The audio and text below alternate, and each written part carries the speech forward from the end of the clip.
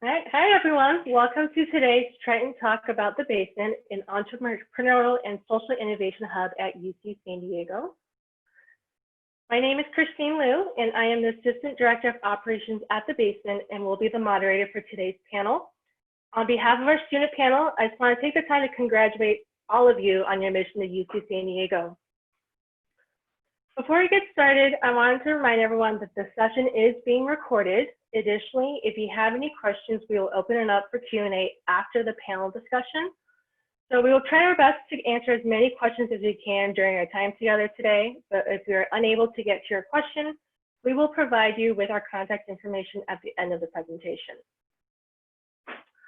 So it's likely that you're tuning in today because you are interested in entrepreneurship, so you're at the right place. Before we turn it over to our student panel, I wanted to go over what the Basement is. So the Basement is a student innovation center and a campus-wide resource for all UC San Diego students interested in entrepreneurship, social innovation, or just curious about starting their own business venture. We always emphasize that the Basement is available to all students regardless of major or college. Through the Basement Blackstone Launchpad, we run several programs, including our annual Incubator program, which provides funding, mentors, curriculum, and co-working space for our students. The students that you'll be meeting today in our panel are all currently part of our program. Additionally, we host a variety of workshops and events throughout the year, including workshops focused on specific topics like marketing or patents. We have recruitment fairs, which provide students an opportunity to join a current student startup. We have fireside chats, which feature alumni and community members to talk about their entrepreneurial experience. And we have what we call think tank events, which allow students to pitch their ideas to students and get feedback from their peers. Now that you have a little bit more information about the Basement, I wanted to turn it over to our panelists for this afternoon so they can share their experiences on their time here at the Basement. So without further ado, here is our listing of our panelists. So you have a better idea of who we have on the panel. I will now invite each student to introduce themselves, and we will start with G.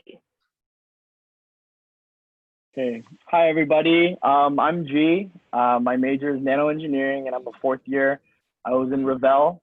My hometown is Arlington, Virginia. And my startup is called Mercury Health, and what we do is we provide elder care using artificial intelligence. So instead of having a wearable like Life Alert to call for help, it's a wearable-free, completely passive device that monitors you all the time. Thank you. Thank you, G. Next, we'll have Reese. Hello, I'm Reese. I'm a junior transfer student in Marshall. I'm a computer science student. I'm from a small town in Kansas called Baldwin City, and I've been working on a project for sexual assault survivors. So what we do is we provide confidential documentation and reporting so survivors can document their assault and preserve it until they're ready to come forward. Thank you, Reese. And next we'll have Eric. Hi, I'm Eric Schnell. I am a third year-ish transfer student out of Sixth College. I'm originally out of the Bay Area. We are Crater. We're working on developing rugged, portable 3D printers with our armed forces to be able to engage in expeditionary manufacturing, making components where they're needed, when they're needed. Looking forward to it. Thank you, Eric. And next we'll have Amanda. Everyone, I'm Amanda. I'm a junior international business major from Marshall. Hometown, I'm from San Gabriel Valley in LA, and I'm part of Queer Taiwan, and we interview queer Taiwanese folks to share their stories and different perspectives on their identities. Thank you, Amanda. And lastly, we have Herman. I was muted. Hi, everybody. I'm Herman. My major is cognitive science. I'm in Warren College. I'm on my final year, and I'm from Corona, Riverside area, if anybody knows where that's at.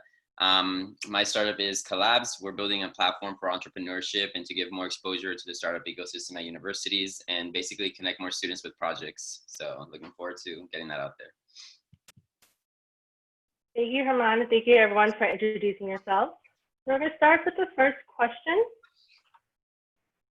So the first question, how did you first think of your idea and how did it transition from just an idea into something you wanted to further pursue? So Herman, you want to start us off here? Cool. Yeah, the way I first started thinking about my idea, I always kind of knew projects were something like really interesting and fun to work on, and I knew that like personally I'm not like really good at interviews and tests, so I figured I kind of want to come up with something to work on, and hopefully like a cool project will get me my first internship. So it was just a lot of brainstorming. I kind of was like, I was also taking this iOS development class, and like in the class we were trying to come up with an app. So I was like, it was kind of like the perfect mix.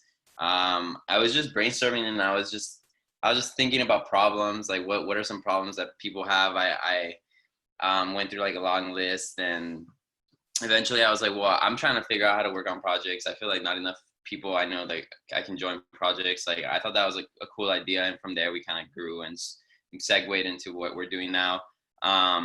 How do we get into actually pursuing what we wanted to do? I think it was like when we applied for the Converge Incubator, which is offered by the Basement every summer.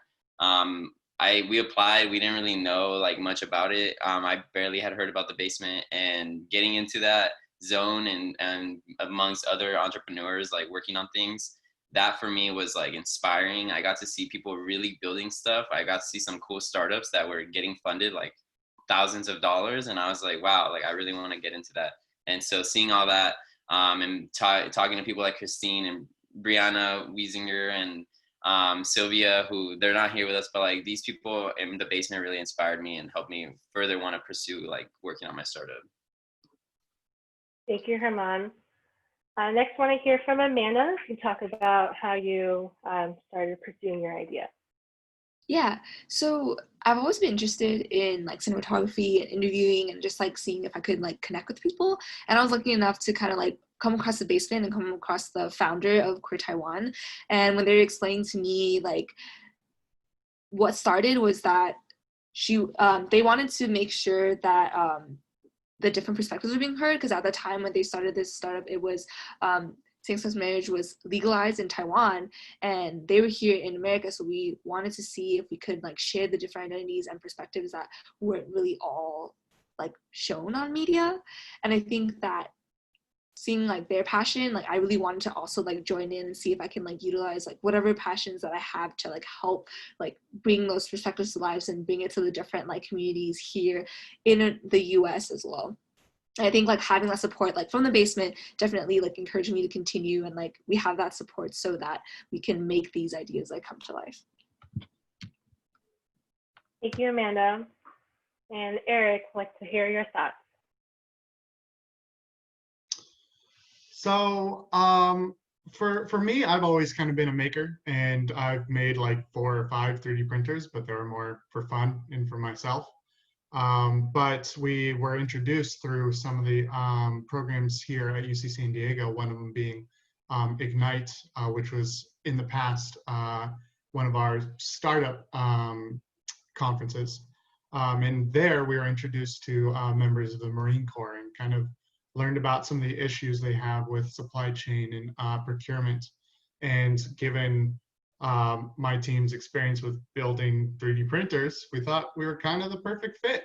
So we started kind of modifying and researching our technology to be able to suit the needs of our armed forces, and to be able to best provide for them to help produce the components they need, where they need it, when they need it, so they can best be successful in the field and help them stay alive. Thank you, Eric. Next, I'd like to hear from Reese. Hello, y'all. So I actually was helping one of my friends through the reporting process at Arizona State. And after one of the interviews, we both sat down and were like, this is not how the reporting process should go. So between the two of us, we started drawing up what was originally a mobile app and turned into a web app solution for survivors to be able to report their stories at their own pace and be able to preserve it for as long as they want without facing backlash. And the basement really helped me kind of refine my idea. For about 6 months, we were just kind of working in every direction possible, and kind of the curriculum at the basement's really invaluable for developing a company as fast as you want, basically. Great, thank you, Reese. And next, we'll have G. So for me, my mentor back when I was in high school, he had a lot of health issues and things like that. So I recommended something like Life Alert, which is basically a little pendant that you wear, the elderly people wear, and you press a button and it calls for help. But he has conditions that make him unable to physically call for help when like he needs it. I mean, also it's kind of embarrassing to wear things like that around town. So we thought of this design where we just create this whole passive system that monitors you from a distance without using a wearable. So that's kind of how we figured that out. There was a need, and we developed the solution for it. And after that, we competed in this competition called the Microsoft Imagine Cup. My team and I won the national title, came to UCSD, found the basement, applied, got in, and ever since then it's been growth. So that's how that happened. Awesome, thank you, G. So our next question for all our panelists is, how did you first hear about the basement, and how has the basement helped with your startup idea? And first off, we'll have Amanda share her thoughts. Yeah, so I actually first found out about the basement through Handshake, because I actually work there currently as one of the student interns. So through that, I was like, this is really cool. This is the entrepreneurship place. And that's how I was like, wait, maybe I can get started on a startup. And I think like how the basement has helped me with this is that it really helped connect me with people who would like help us, because I know that there are a lot of startups that sometimes like have similar ideas. So like say like there's a startup called ReLife that was also focusing on like videos and like connect with people and sharing like real stories about like mental health, and we're like, how can we connect and also like share our ideas and share our information? So the basement was a great space for that. And that's why we were able to connect, say, with like the LGBT Resource Center, or like see like what other resources on campus that we could also have that could support whatever was already in the basement. So that would be like, say, like the funding that we have, or from the basement, or the different like leaders that are also LGBTQIA plus issue focused. So that's kind of like how the basement like first like helped Queer Taiwan like come up into the media. Thank you, Amanda. And next, we'd like to hear from Eric. Yeah, so we've been beforehand, we were pretty well connected to a lot of the different maker studios on campus. And through them, we were actually originally connected to IGE and the NSF I-Corps, which is another program that can help you support you as an entrepreneur in the learning program. But once we were done there, we didn't really know where to go, and they pointed us towards the basement. And we showed up there and applied, and they've been invaluable in providing us mentorship through the different mentors at the basement that have helped grow our program, connect us out to all these different individuals that can help guide us, and also providing us with space and resources. We're building hardware, and we can't really easily take that into a coffee shop to work together as a team. So being able to just have a space where we can work out of has been crucial to our development as well. So yeah, that's how the basement has helped us grow as a team. Thank you, Eric. And next, G, you can share your thoughts. So for us, I kind of knew that I wanted to like be an entrepreneur when I came to college. So I seeked out something that would help. Turns out UCSD has a great incubator/accelerator program. Basically just applied through the incubator stage. And through that stage, we get funding and things like that. But the most important things for us were definitely the ability to have like a space to work in and keep all our tools and things like that. And also definitely the mentorships. The mentors that we're given access to are people that we probably would never get to talk to unless we were part of the basement. So that was probably the most important piece of how the basement helped us. Thank you, G. And next, if you can have Reese. Yeah, so I first heard about the basement before I transferred to UCSD, and I was actually one of the key things that drew me to UCSD. I knew that I wanted to launch the startup before I came here, and this program's really allowed me to kind of flourish with that idea. It's also helped me literally grow my team. The basement has recruiting fairs, so if you want to join a startup and you don't have an idea, they host, is it quarterly, I think, recruiting fairs, where I actually added someone to my team from that. Awesome, thank you. And our recruitment fairs are offered every winter and spring quarter. And last but not least, we'll have Herman share his thoughts. Yeah, so how did I hear about the basement? Like I said, when I first started working on my project, I thought maybe it'd just be something I'd be working on by myself. Like, I had a friend who was part of the basement. He had like been in the entrepreneurship challenge and all that. His name was Nyan, and he kept telling me like, dude, apply for the basement, apply for the summer incubator, apply. I'm telling you, they give you money, you get to work on your idea. Like, it's super cool. I was like, okay, like, sure. I'm not an entrepreneur, bro. Like, I'm just like, trying to get through school. And, but he kept pushing it, and I was like, okay, fine, I'll look into it. And so that's how I got into their summer program. And they helped a lot with just learning about entrepreneurship, learning how to like properly go about trying to build your product and for the right user. They helped a lot with just connections. I feel like I can reach out to so many people in the basement and get feedback and get advice. And that's been like one of the biggest things for me. And the space, just having that space to work in. Back when we were on campus, I was at the basement probably like 8 hours a day. And this is my favorite place to be. So that's helped me get my team together and have a space to work on and concentrate and focus. So. Thank you, Herman. And I can attest that Herman was there for oftentimes no more than 8 hours a week when our campus was still open. So with that, going to our next question. So being a full-time student at UC San Diego can be in itself really time consuming, yet many of the students at the basement are full-time students, really actively involved in student orgs, and they also are involved in their own student startup. So the question for the panelists is, how do you manage a work-life balance or some kind of resemblance of a work-life balance? So let's start this question off with Reese. So I would say a lot of coffee. UCSD really keeps you up late at night, but kind of from my point of view is I want to create a career for myself with this startup. So just kind of have to both push through, and UCSD is really fostering of all the startups. And honestly, if you ever need help with a startup, you can go to your professors, you can go to the basement, you can go to friends everywhere. It's like super, super fostering of creating your own startup. Thank you, Reese. And just fun fact, the basement does offer free coffee, so we help properly caffeinate all of our student startups. Next, I'd like to hear from Herman, see how he manages his work-life balance.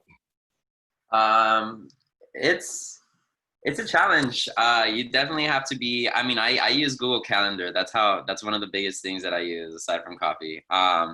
It's like you really have to just get your schoolwork out of the way as soon as possible. That's the way I was able to focus. And you have to have a team. Like, if you have a good team, like it's a lot easier to manage being an entrepreneur because people help you out. But for me, it was always like running the class and running the meeting. And so it's just a matter of like, and then maybe I would set like one day out of the week to just focus on homework for the week and then just get it done. And then I can focus on my startup the rest of the week. Because for me, like, the startup is like one of my biggest priorities, but it's not going to matter if I don't graduate. So it's a matter of just trying to get your schoolwork done out of the way as soon as possible. And then I still have time to go out with my friends and hang out during the weekend. It's not something that I sacrifice ever because I care about that. It's more about like just getting everything done in the week, waking up early. It's okay if you go to sleep late. Try not to lose more than too much hours, but just trying to get your day started early is one of the biggest things for me as well. Thank you, Herman. And Amanda, what tips or tricks do you have for managing a work-life balance? I think I would say definitely part of managing is making sure that you actually also actively think about prioritizing like your sleep and like your mental health, and just like basically making sure that all your needs are met too. Because I think I agree with Herman. Like, it definitely is a challenge at times, because then you are like, you're basically running a business and being a full-time student, right? So it's like acknowledging that it's like, oh, but I should still sleep, so you can run at full capacity wherever else you are, right? So it's like, definitely agree. Like, don't sacrifice the things that like you want to do and that are good breaks for you. Know when to take a break. And I think a solid thing that could help with that is making sure that you have a good support system and you know the resources that you have, right? So for academics, like, where can you actually go to like have like people help you out? Like, it's like, plan out your 4-year plan so you know that what class that you have to take, so you can just also get that out of the way. And then for a solid team on your business, can you find people that will support you when you do need to take a break at times? And also making sure that that team like environment that's there is also like that you're prioritizing, like making sure that you have a balance, and sometimes you won't, and then just making sure that you're striving to achieve that like balance of you achieving what you want in your startup, but you're also like making sure that you're keeping yourself healthy and sane. Great, thank you, Amanda. And G, what about you? How do you manage your work-life balance? As a student at a university, definitely I think academic life should always come first. Parents are paying all this good money to put us through this education, so that comes first. But in my case, I really love what I do, so it just becomes like me doing school and then me doing what I like to do, which is building a company. So it's super fun and it's definitely beneficial. So there's no like regrets or anything. So I would definitely say make sure you are doing what you really like to do, or else then it becomes really hard to manage, and you start to feel like you're sacrificing other things to get that. That's great. Thank you, G. And Eric, any words of wisdom? Yeah, I would say that anybody who says that it isn't difficult isn't trying in one of those aspects, because you want to give your all to what you dedicate your time to. For me personally, I view my schooling as kind of the support for my company. I'm in engineering, so the more I learn in engineering, the better I get from my company standpoint as our technical lead and as our CEO, to basically guide the vision of what our project is going to look like.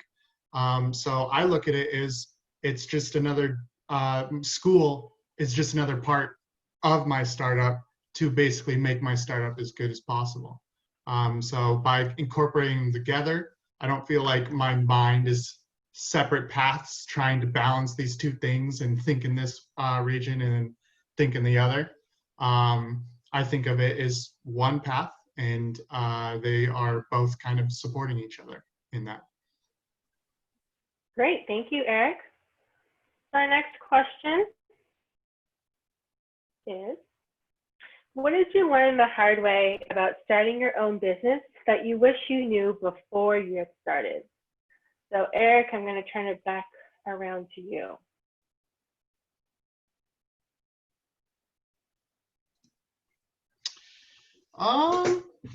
That's a good question. One of the things that I kind of learned, I guess, the hard way, or that took a little while to learn, is just how important making connections are with different people, but not just for the sake of like trying to take advantage or make a connection immediately, or like meeting someone and be immediately thinking about like, how can this person help me right now? Your connections through your startup or through your company doesn't have to start off with this kind of mutually beneficial agreement. It can just be like, hey, how are you doing? Let's talk, and maybe down the road we'll talk again. And just making those kind of casual connections become far more important the further down the road you get, because you may come across some kind of issue or have some kind of need and think back, it's like, oh, I did meet someone who, let's say, is a patent attorney. And back then I wasn't interested in forming a patent, but now I am. So I can reach out, pull on that connection, and be able to take advantage of it. And that took me a little while to learn that sometimes it's okay just to have a coffee with somebody and find out what they're doing with their life, and without thinking about how that can potentially benefit yourself or how you may be benefiting them. Great, thank you, Eric. What about you, G? What did you wish you had known before you got involved with your startup? I think that even if I had known this, it would have been something that I would have had to learn the hard way. But I think the most important thing is making sure that you're building a company with the proper team. I think that it's like definitely a team effort. If I was doing this by myself, we couldn't do it. We have 12 people on our team, and each one is pretty crucial to what they do. And especially like the founders, you have to make sure that your visions align, your timeline aligns, your patience aligns. If any of those things like are kind of iffy, you'll see that issue come up in like the future. So definitely make sure that you're picking the right team. Thank you, G. And Reese, what about you? What did you wish you had known before you got involved? Kind of repeating what G said, you have to make sure you find people that have the same passions that you do. It's super important because when push comes to shove and you're up at 1, 2 a.m. kind of getting those last finishing touches done, if your team's not as dedicated as you are, you're just not going to meet your deadlines. It seems like there's a consensus that the team that you are with is very crucial. Herman, any words of wisdom from you? Yeah, I would have to agree with the team, and that's actually what I was already thinking about beforehand. Like I think that I kept thinking like, oh, I know how to code, and I know some of the design stuff, so I can kind of do this and just get something out really quick, get like a quick little rough version of my product, and then from there grow. And I think that was like I didn't make any progress doing that because I was always trying to make sure I had my schoolwork done and stuff, and so when I finally got my team together, everything started coming along and we started making really good progress. And I was just like, wow, like I wish I started like delegating and taking this leadership role and having a team and growing it like right away, because I feel like I spent a lot of time on this and I didn't make as much progress as I wanted to at first. So definitely like be very open-minded about trying to grow your team. Don't ever put yourself down and say like, oh, well, what if I get someone smarter than me and they're gonna want to like not work with me because I don't know. Like, that's fine. You want people smarter than you in your team because they will teach you along the way and you will learn a lot. So yeah. Great, thank you, Herman. And Amanda, any wise words? I think for like working with Triton, we definitely have a combination of like learning the hard way about like making connections and also building a team, because I think we're in a really like niche like topic of like we have to have a really solid team of folks who like not only are like open-minded in like the knowledge that is like slowly growing, but they have to also have to actually be like willing to like educate themselves on the issues, because we're like talking about LGBTQ plus issues that like change with like legal issues or like additions of identities and things like that.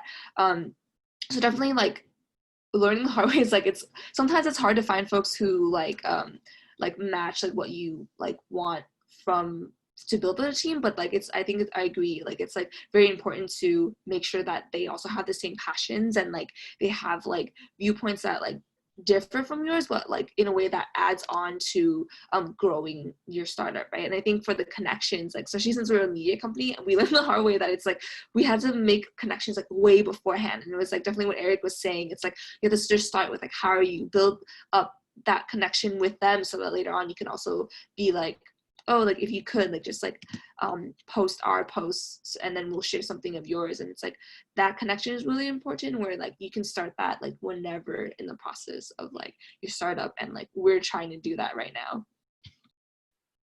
Great, thank you so much for sharing, Amanda. So our next question will hopefully shed some insight for all of you watching. So for all you inspiring student entrepreneurs tuning in today, what first steps would you panelists recommend these student entrepreneurs to tackle first? So Reese, if you can start us off.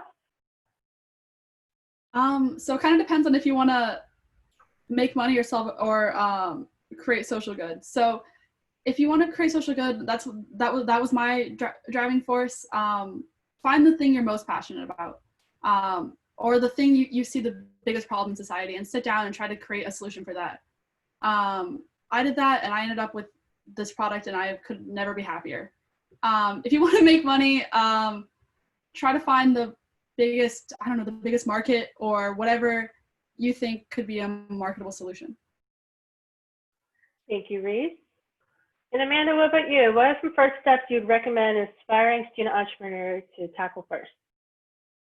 I think it's definitely figuring out like what you really want to do, because I think it's like you're going to be putting a lot of hours, like finding a lot, like you're involved in all aspects of the startup, meaning that takes like more of your time, and it takes like something that you would really actually like want to invest in, right? Because it's like some of it is like putting the money in or putting the time in, putting the energy, right? So I would say definitely like the first step is like you have this idea, do you actually want to continue it? Like, and it goes along with that like passion. And after that, it's like what skills or what skill sets do you want to like within that team and for yourself? So it'd be like learning what it takes to add that on. So it's like if it was from like say something like a media company, it's like how would you learn about the trends that are happening or like the platforms that you'll be using, right? So making sure that you are also continuing to learn what you think you need for that startup to succeed. And if you don't know, you just like make sure that you're reaching out and connecting with people that would want to help you. Great, thank you, Amanda. And next we'll have Herman. Herman, what are your first steps that you would recommend? So, to add on to some of the stuff that was already said, like definitely focus on something you're passionate about. Definitely like try and talk to as many people first. If you come up with a crazy cool idea and you're like, I'm going to go pursue this, go talk to people first and do research first, and do a lot of research. Like that would probably be the first thing. Like, if you have like this really crazy idea for a cool, I don't know, task managing app, like do some research on other apps and see why they don't work. And because the worst thing that you want to do is put on all this time and then you didn't do your research and it turns out there's already someone who's already made that. And so talk to people, get some feedback. I would say open your mind about getting feedback, because at first it's really scary to try and present your idea to people, because when they start asking you the questions like, oh, so what about this and what about that, you kind of get a little nervous. You're like, oh, now I feel dumb, maybe I shouldn't have, maybe this is a bad idea. Like, so, but it's like open your mind to getting feedback, because that's going to help you in the long run. And it's okay if your idea isn't the best right away. It's going to change and it's going to evolve, and that's how startups work.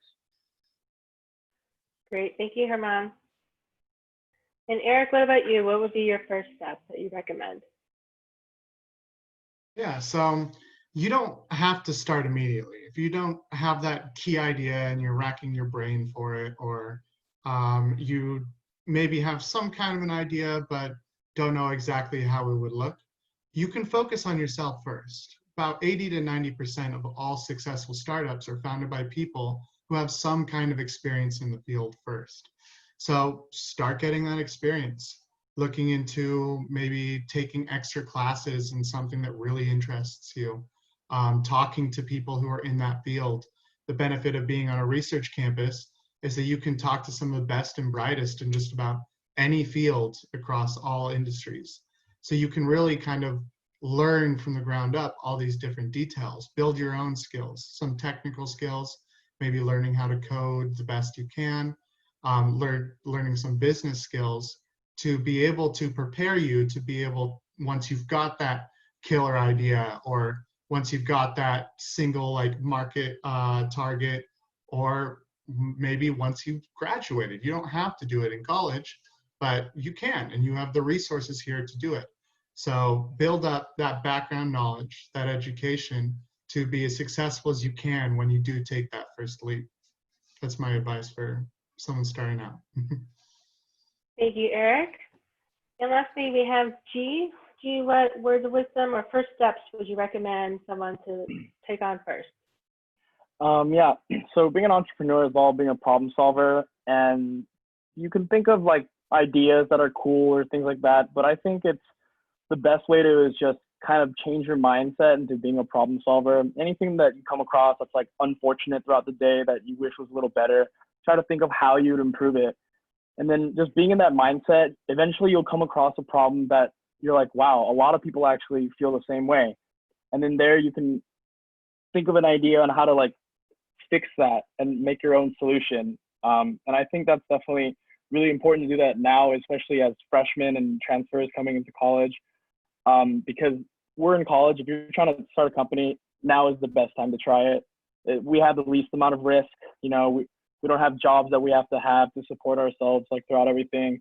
You have all the resources here, a lot of students that are willing to also build things with you. So I would definitely say just be a problem solver and start now. Awesome. Thank you. So that's really inspiring. I think I echo what everyone said. Like being here at UCSD and just in college is really a great opportunity just to explore, to experiment, to just try new things. That's what we're here, and that's what the basement is here about. We want all our students to kind of get involved, you know, get themselves into situations that they might not have normally found themselves in, and perhaps find a new passion or potential career path.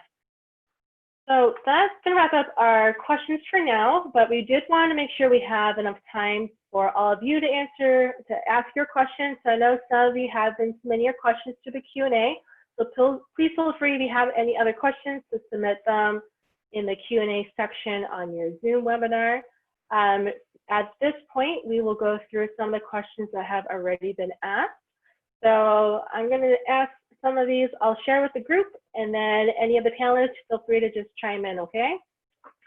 So one of the questions we have is, how would you describe the culture around entrepreneurship at UC San Diego and San Diego itself? So any of the panelists want to answer this one, just from your experience? I'll chime in a little, and then I think Eric has something to say. I would say it's like really growing. I mean, they have like the San Diego Startup Week that happens like at the beginning of every summer. That's like a whole set of people that they try and come in together and highlight startups down here. I would say like more and more students have been exposed to the basement and are trying to get involved with startups. And I would say it's like really welcoming. I went to San Diego Startup Week 2 summers ago, and everybody there is just really excited to talk to you and really excited to help you out. And as long as you show that you're, you know, really passionate about getting involved, I think you can easily get involved in one way or another. Yeah, and I know a lot of people when they think startups, they think Silicon Valley, Bay Area. But one of the things is San Diego is one of the largest startup ecosystems in the world as well. In fact, UC San Diego puts out within the top 5 amount of startups of any university across the world. So this is the place one of the places to be, essentially, when it comes to building companies, connecting with other people who are also kind of that same mind, that same culture of entrepreneurship, and being able to leverage stuff like the basement, IGE, or all these other programs through all the different colleges on campus, and connecting to some of the other universities that are in the area through, like, as was mentioned, the Startup Week and all these other programs that go on. So you can really do just as much here as you can do anywhere else. I'd also like to add something. There's been a lot of like companies in the news that are moving their businesses from Silicon Valley and that area down to San Diego because the cost of operations are so high up there. And they're realizing that it's such a growing hub in San Diego as well. So definitely, especially with the sun, when you're like working hard, you need all the sunlight you can get. San Diego is the place to be for sure. Yeah, I started to chime in too. As a university as a whole, the chancellor has entrepreneurship and innovation on top of his agenda. So we are really fortunate that we have leaders that really support what we do here at the basement. I think we really do have an entrepreneurial spirit here on campus. The basement originally was founded to help encourage entrepreneurial spirit within our students, and also just to create local job creation. So a lot of our students, once they graduate, they leave the university and they leave San Diego. And the hope is that by inspiring students to create startups create job opportunities that our alumni stay in San Diego and help grow the greater San Diego ecosystem as well. Any other thoughts from our panelists before we move on to the next question? All right. So Herman, you're a cog-sci major. We have a question for a student who is currently a cog-sci major. Do you think you have sufficient time in your week for classes, schoolwork, and everything else, including the basement? Yeah, for sure. I think that's like one of my favorite things about the cog sci major is that they are it's rigorous and it's still tough, and you still learn a lot, and they have a lot of project-based courses.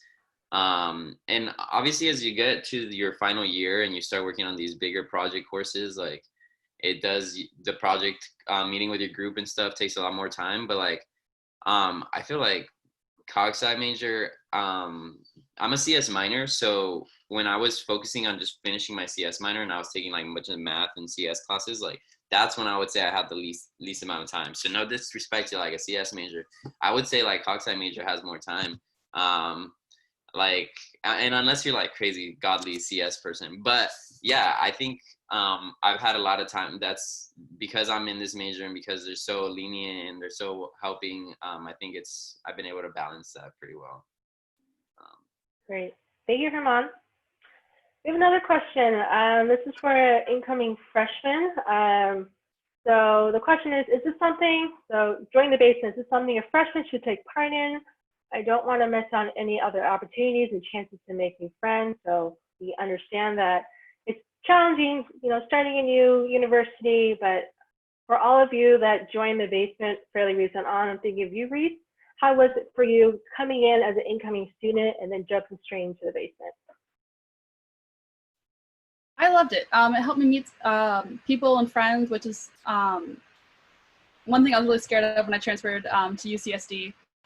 And I thought it fit really well with my classes. I'm one of those poor CS majors that it eats up a lot of my, CS eats up a lot of your time, but basement kind of provided me a community and a space where I could feel welcome and kind of get away from like the hustle and bustle of UCSD.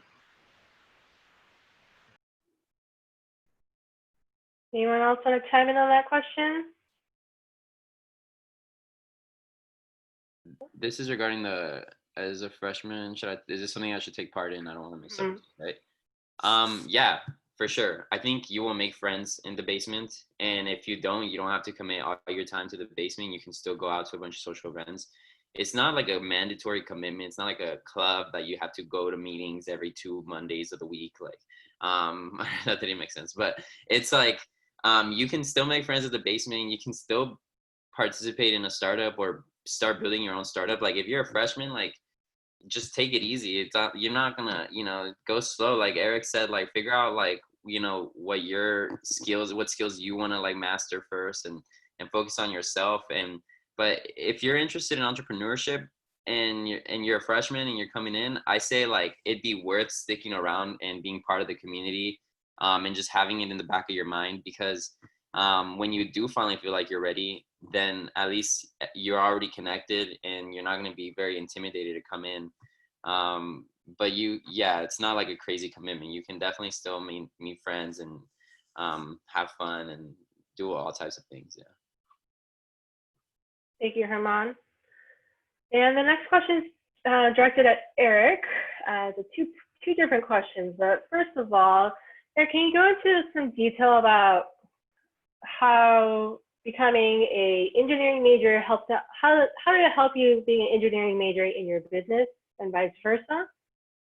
And then the second question, so UCSD, we are known to have acronyms for everything. So I apologize on behalf of everyone for just throwing out acronyms without explaining what they are. But Eric, could you also let everyone know what IGE means? We had a question regarding that as well. Yeah, of course. So I'll go into the IGE first because that one's easy. IGE is Institute for the Global Entrepreneur, and it's just one of many programs on campus that you can leverage to learn what entrepreneurship is, build up your base level of skills in kind of the business on the startup side, and grow yourself as an entrepreneur. Like the basement, but a little bit different, focused in a little bit of a different way. And we've got tons of these programs all over campus. As for being an engineer in a startup atmosphere, you don't have to be an engineer. In fact, some of the people that I've talked to in some of these startups, they do engineering every day and yet don't have an engineering degree. But for me, as an engineer, by going through the engineering program on campus, it has not only given me the skills and technical knowledge to be able to build a 3D printer that is rugged and portable, given we're a little bit unique, we're doing hardware, but that can translate to just about anything, whether you're building an application, building some other form of technology, but it doesn't have to be technology. You could do social good as well, because with engineering, it also teaches you a type of mindset, which then can help you succeed in just about any kind of field. But once again, I'm kind of touting on engineering, but you don't have to be an engineer. You can build these skills through any of the programs here on campus. You can start with business, or you can start with cog-sci or CS. I mean, CS is kind of engineering. Or you can start in something that's more on the social side, on the liberal arts side, and be able to build your company that way as well. I've just had success through engineering, but you don't have to be an engineer to engineer, I guess. Yeah. Thank you, Eric. And we have a couple questions in here regarding like how do you get into the basement? So I'll just briefly kind of give you a brief rundown of that, and then if any of the panelists want to chime in, feel free to talk about how you got into the basement. So essentially the basement for our annual Incubator program, there is an application cycle. We are kind of revamping our program for this upcoming academic year. So I'll give you more information about how you can find out more info in the upcoming month. So when you do come to UTSC, you can ask or kind of figure out how to get involved. But the way the program works, if you have an idea, you would apply for the program. You would then present your idea. Usually our application involves a video pitch, so you have to get comfortable with kind of presenting your idea. Then it gets reviewed by a panel of external judges, and then depending on your idea and how far along you are, you're placed into a specific track within the program. And then you would have access to our facility. So we do have a facility that provides co-working space, and that's really where all the magic happens. All these students here, what happens at the basement is that there's an opportunity for students to build community. Being at a really large institution, it can be sometimes hard to find your niche. And I've seen firsthand like real relationships form because student entrepreneurs support one another, they bounce ideas off of one another. And so we often say it's not just the four walls we provide, it's really the community that we provide as well. So I know there's a question about, let's see, you can just kind of hang out the basement. Yes, you definitely can. We have what we call open access hours. So that's typically every day. We have set number of hours. Anyone can just drop by and come on in and just hang out, do work, kind of see what kind of startups are happening, talk to other folks. So we are a really open access program. We're open to everyone and really encourage that community development as well. So panelists, do you have any other things you'd like to add in terms of how you got into the basement or other things you'd like to share?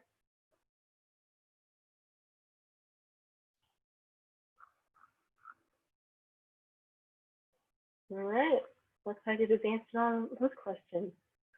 Okay, so we have a question about, is it beneficial to minor in business entrepreneurship to further understand how a business functions, even if you are a part of the basement? I know some of you have taken some classes through the radio school, so perhaps you all can shed some light on that question. Go ahead, Amanda. Wait, okay, sorry, what's it called? I am an international business major, right? So I've taken I was trying to explain, yeah, there's a variety of classes that are actually offered at like different times too, but it is pretty helpful at times just to get that information. And the business major itself, the general one is actually very, very simple in terms of like you can add on a lot. Like if you actually just took that major, most of the time folks come in can usually graduate in like 2 to 3 years, meaning the requirements are actually not that intense as like if you were taking, say, like this CS major, stuff like that. So I would recommend just checking the different classes out. It would give you a lot of information, but I think a lot of the hands-on things you would just have to like kind of find, because like I'm currently in a class where it's like it is part of my major, but we have special classes that are offered. So then there's one that's like specifically that I'm taking, it's like for like e-commerce. So it's like you actually are also given all of the like information, and you start your own like e-commerce store, like hands-on kind of thing. So there are a lot of good classes to look out for. But I think in terms of like the major itself, I think it just depends on you and what like skills you need, right? Because I think it's like if you wanted to do something more CS related for your like startup, then I would encourage you to actually like take a CS minor. Or if it's something that's more like film related, take the film minor instead. And then the entrepreneurship stuff you would get from like the basement or from connecting with like mentors. And sorry, G, if you had other things you wanted to. Yeah, basically what you're saying, it doesn't really matter if you're minoring in it or not. You can, but just know that you'll have certain requirements that you have to meet. For me, as an engineer, I just took business classes. I mean, you don't even have to pay for them. You can just sit in them sometimes.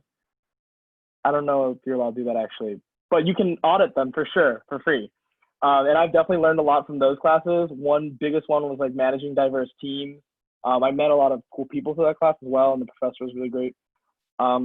It just really depends on what you're trying to learn, and there's a class for everything. So just look for them. Also, if you don't want to just directly take a business class, I know Rady has its own kind of 7-week incubator program that you learn a ton about, more about the business side than the actual like company development side. You kind of learn all about your business canvas and all those business terms that that I missed out as a CS major. All right, great. Thank you, everyone. And we have a question about getting paid. Can you get paid for starting your startup? If not, how can one manage working and starting a startup? So I'll answer the first part, and I'll let the panelists answer the second part. So at the basement, we don't provide any payment for the student startups themselves. We do offer funding. So the funding is more of a reimbursement. So if you have any prototyping needs or there are specific services you need to pay that will directly benefit your startup, the basement does offer funding based on approval. In regards to managing, working, and starting a startup, if any of the panelists would like to chime in on that question.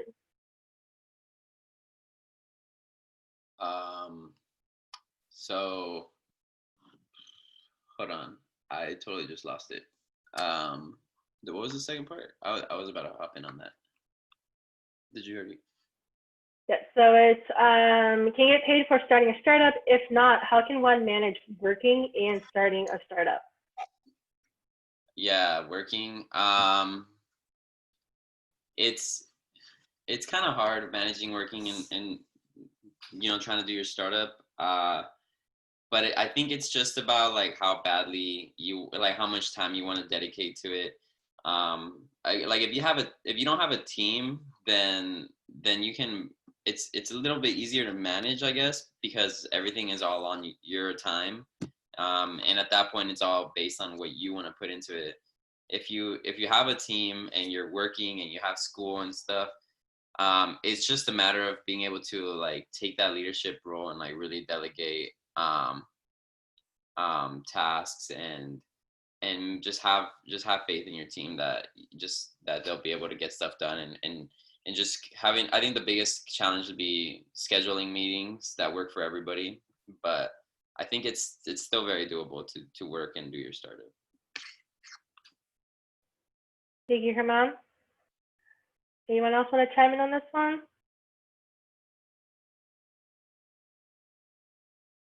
All right. So let's see. So we have a question about, so the question is time commitment vary depending on the startup you're in? I would say yes. Also, if you don't necessarily have a personal idea but want to contribute to a startup, is that possible as well? So we had mentioned earlier, we do have what we call our recruitment fairs. We have it every winter and spring quarter. Those are great opportunities for those who want to get involved in the startup, but they don't necessarily have an idea. They can come on in, check out the teams, and then join a team in that regard. In terms of time commitment, maybe we can get one panelist to kind of share what type of time commitment their startup requires.